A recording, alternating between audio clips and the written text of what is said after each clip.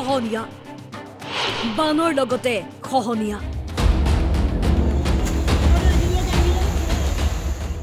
কত কত বৰষাৰ কত কত বেদনাৰ কথা নদীমাতৃক ৰাজ্য অসমত স্বাভাৱিক বানে ৰূপ লয় অস্বাভাৱিক বানৰ লগতে আহে খহনীয়া বাৰমাহে চলে নদীৰ খহনীয়া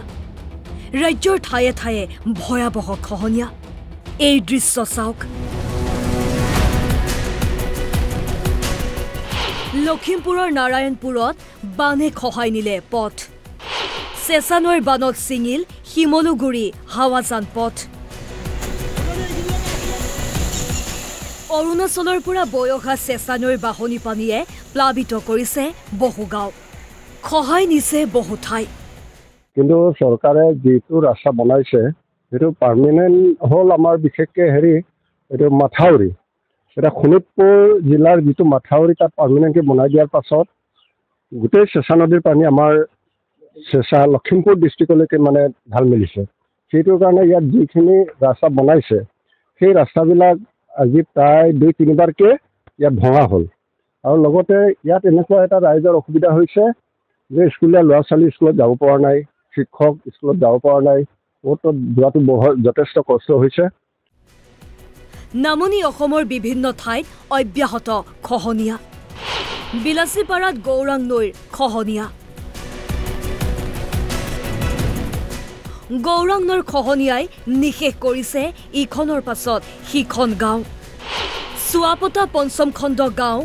গৌৰাঙৰ বুকুত যা যোৱাৰ উপক্ৰম খহনীয়া ৰোধৰ চেষ্টা বিধায়ক আৰু পঞ্চায়ত প্ৰতিনিধিৰ পঞ্চায়ত প্ৰতিনিধিয়ে নিজৰ টকাৰে জিঅ'বেগৰ জৰিয়তে খহনীয়া ৰোধৰ চেষ্টা চলাইছে তো 22 চুৱাপতা গাঁও পঞ্চায়তৰ চুৱাপতা পঞ্চম খণ্ড গাঁৱত বহুত দিনৰ পৰা গৰাখহনীয়া আৰম্ভ হৈছে তাত মোৰ এমএলএ আলিদিৰ পৰা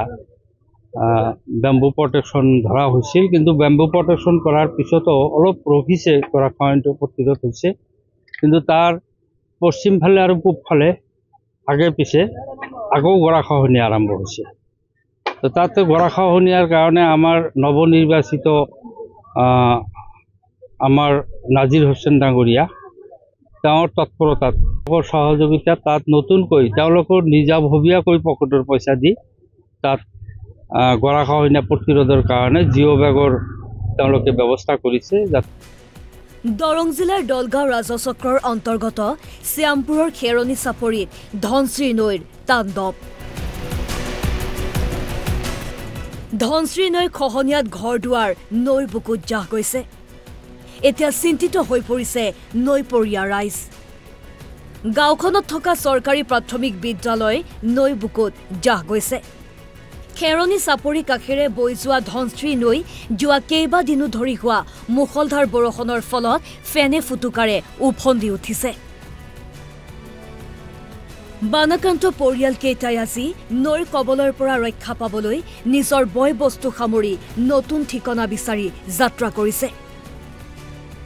আশ্ৰয়হীন পৰিয়ালকেইটা বৰ্তমান ক'ত আশ্ৰয় পাব তাকে লৈ অনিশ্চয়তাত ভুগিছে বৰাক উপত্যকাত মুখলধাৰ বৰষুণ বৰাক আৰু কাটাখাল নৈৰ জলস্তৰ বৃদ্ধি উপত্যকাটোৰ বহু ঠাই বৰাকৰ খহনীয়াত হেৰাই গৈছে বৰাকৰ 5 গ্ৰামত খহনীয়াৰ ভয়ংকৰ ৰূপ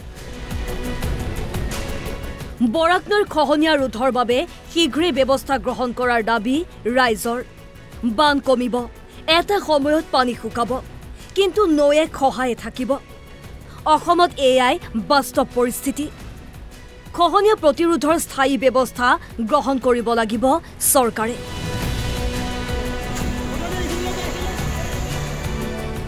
ব্যুৰো ৰিপৰ্ট NB নিউজ